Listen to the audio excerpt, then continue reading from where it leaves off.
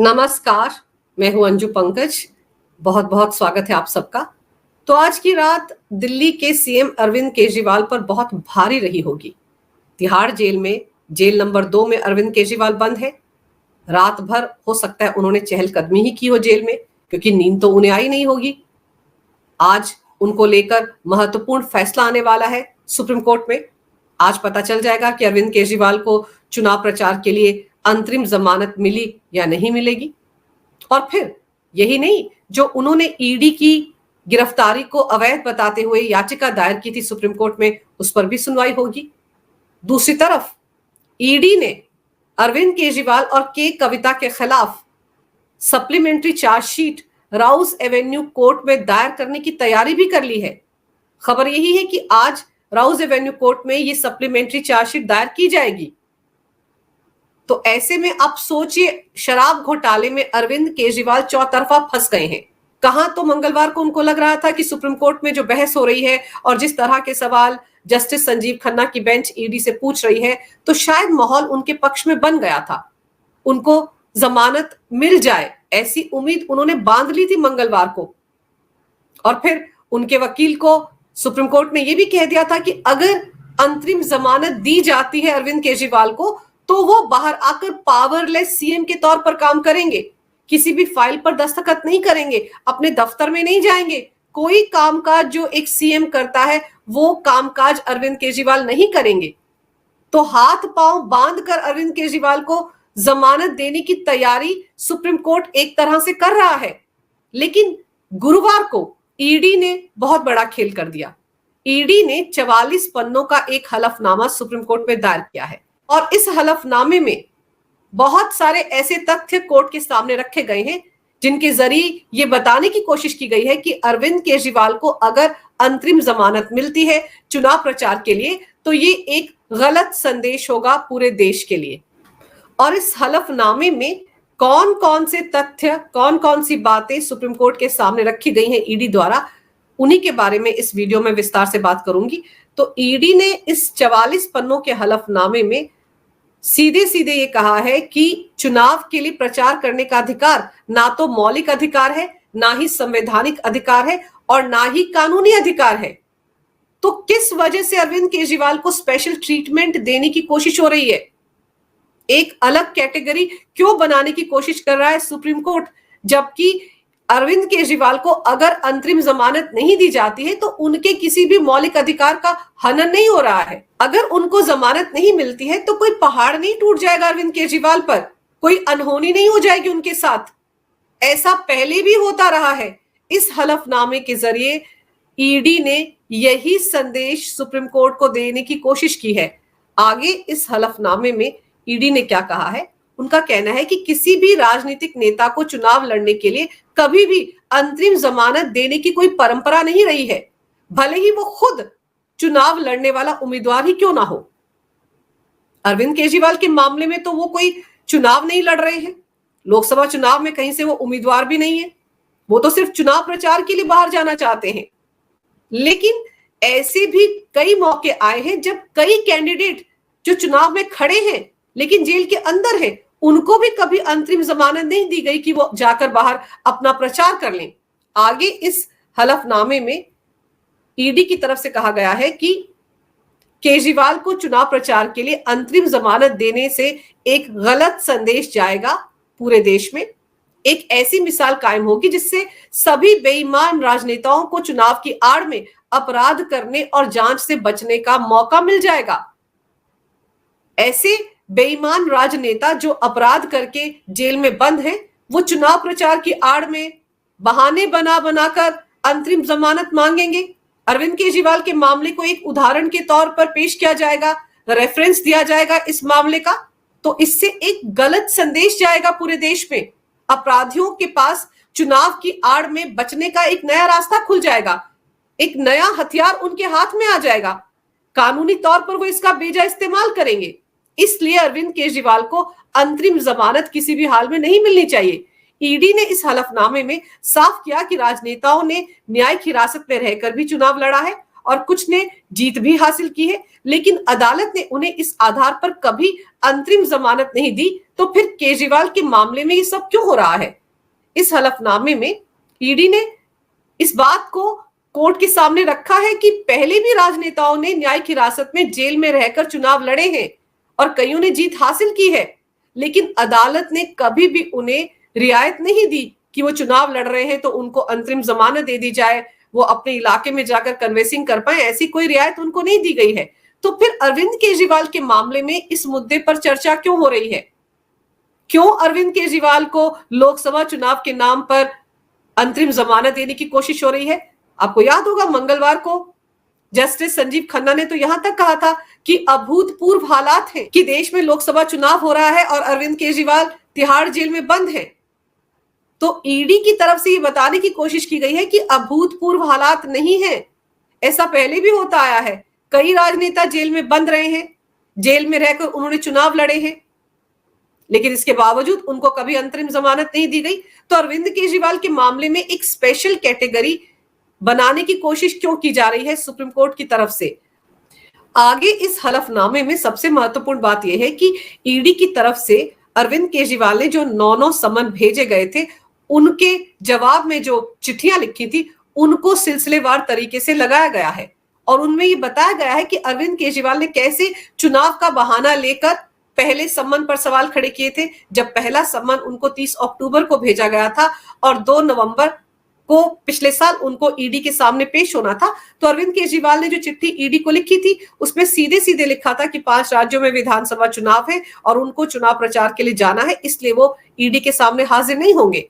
फिर जब दूसरा समन भेजा गया था तो उनकी तरफ से ये कहा गया था कि देखिए अभी तो राज्यसभा के चुनाव है, इसलिए वो नहीं आ सकते। तीसरे समन के जवाब में कि ये बड़ा अजीब इत्तेफाक है कि मैंने अपने गोवा दौरे का अनाउंसमेंट किया और उसके साथ ही ईडी ने मुझे समन भेज दिया। तो इस तरह के बहाने हर बार बनाए अरविंद केजरीवाल ने। तो ईडी ने कोर्ट को यह बताने की कोशिश की कि अरविंद केजरीवाल को पता था कि मार्च अप्रैल में देश में लोकसभा चुनाव की तारीखों का ऐलान हो जाएगा, इसीलिए 9 समन मिलने के बावजूद वो ईडी के सामने हाजिर नहीं हुए और इंतजार करते करते उन्होंने हालात को यहां तक ला दिया कि ईडी को उन्हें 10वें समन के साथ उनके घर जाकर गिरफ्तार करना पड़ा। तो अगर अरविंद केजरीवाल ये चिट्ठियां नहीं लिखते, बार बार चुनाव को लेकर बहाने नहीं बनाते और ईडी के सामने हाजिर हो जाते, तो शायद उन्हें गिरफ्तार करने की नौबत नहीं आती। और इस हलफनामे में ईडी की तरफ से यह भी कहा गया है कि अरविंद केजरीवाल को 3 बार अदालतों से मुंह की खानी पड़ी है, उनको राहत नहीं मिली है। ईडी के पास जो सबूत है वो 20 मार्च को भी दिल्ली हाई कोर्ट में पेश किए गए थे, जिसके बाद जस्टिस कैथ ने कहा था कि अरविंद केजरीवाल के खिलाफ आपके पास इतने पुख्ता सबूत हैं तो आपने उन्हें आज तक गिरफ्तार क्यों नहीं किया। उसके बाद 21 मार्च को भी अरविंद केजरीवाल दिल्ली हाई कोर्ट गए थे, उस वक्त भी ईडी ने सारे सबूत जस्टिस स्वर्णकांता शर्मा की बेंच के सामने रखे थे और तब भी अरविंद केजरीवाल को कोई राहत नहीं मिली थी। वो यही चाहते थे कि वो ईडी के सामने पेश हो जाए लेकिन उनकी गिरफ्तारी ना हो। इसके बाद राउज एवेन्यू कोर्ट में जब ईडी ने अरविंद केजरीवाल को पेश किया था गिरफ्तारी के बाद 22 मार्च को, तो भी ईडी ने वहां पर सबूत दिखाए थे, जिसके बाद राउज एवेन्यू कोर्ट ने अरविंद केजरीवाल को ईडी की कस्टडी में भेजा था और फिर 23 मार्च को अरविंद केजरीवाल फिर से दिल्ली हाई कोर्ट पहुंच गए थे। तब भी दिल्ली हाई कोर्ट में ईडी ने सारे सबूत दस्तावेज जो उनके पास अरविंद केजरीवाल के खिलाफ है वो कोर्ट को दिखाए थे और वहां से भी अरविंद केजरीवाल को राहत नहीं मिली। तो दिल्ली हाई कोर्ट में 3 बार अरविंद केजरीवाल को राहत नहीं मिली है और दिल्ली हाई कोर्ट के फैसले के खिलाफ ही अरविंद केजरीवाल सुप्रीम कोर्ट पहुंचे हैं।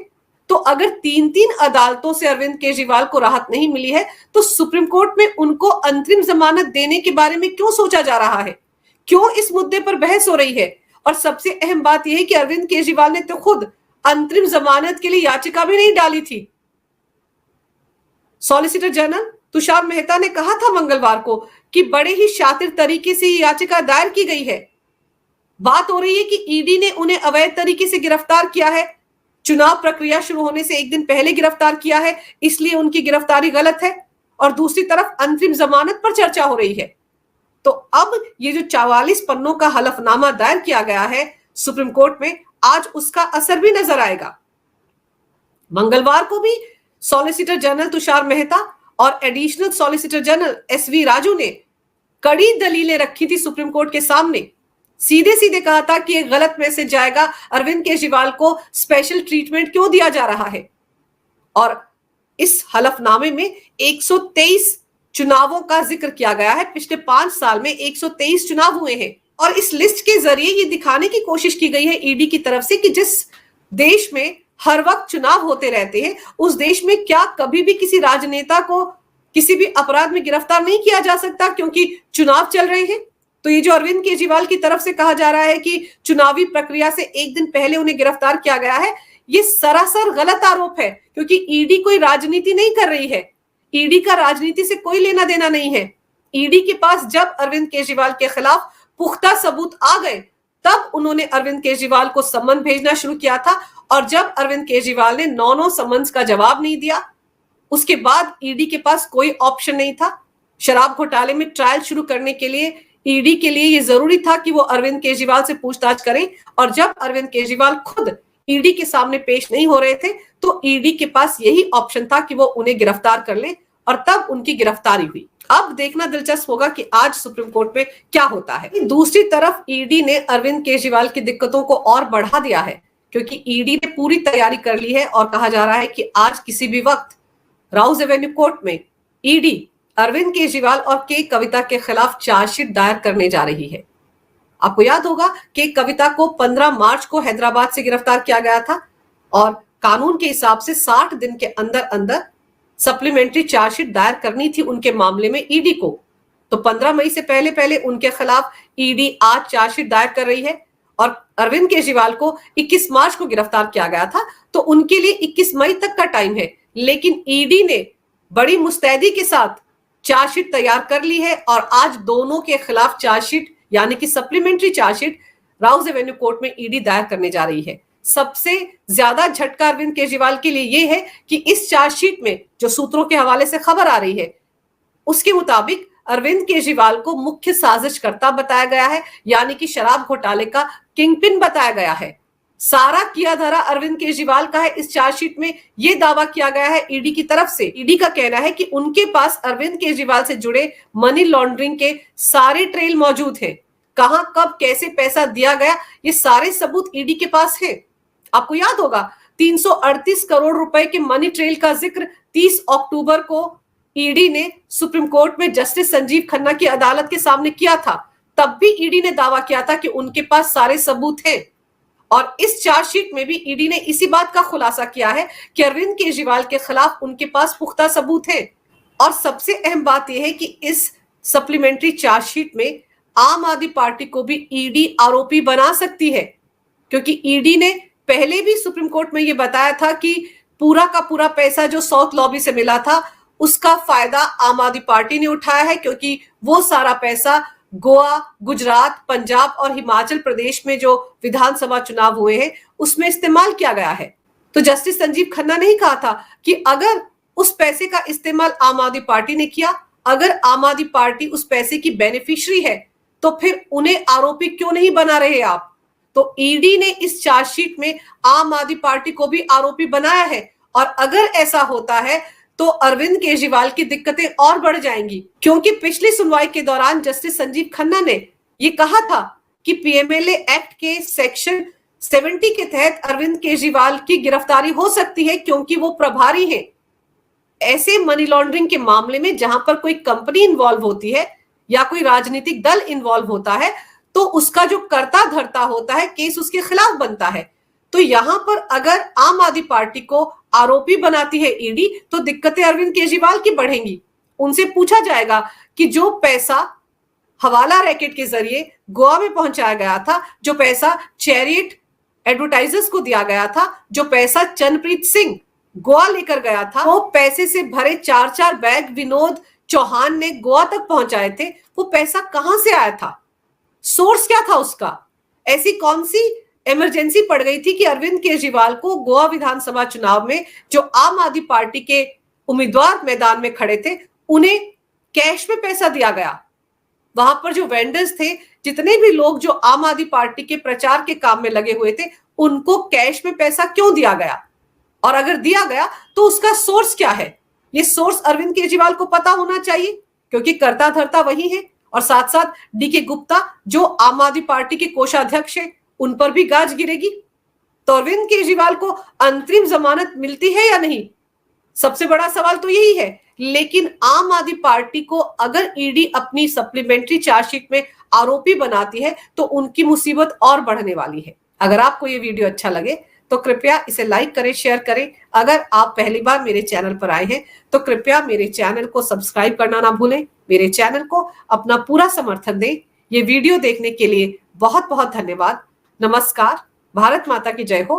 वंदे मातरम और जय श्री राम।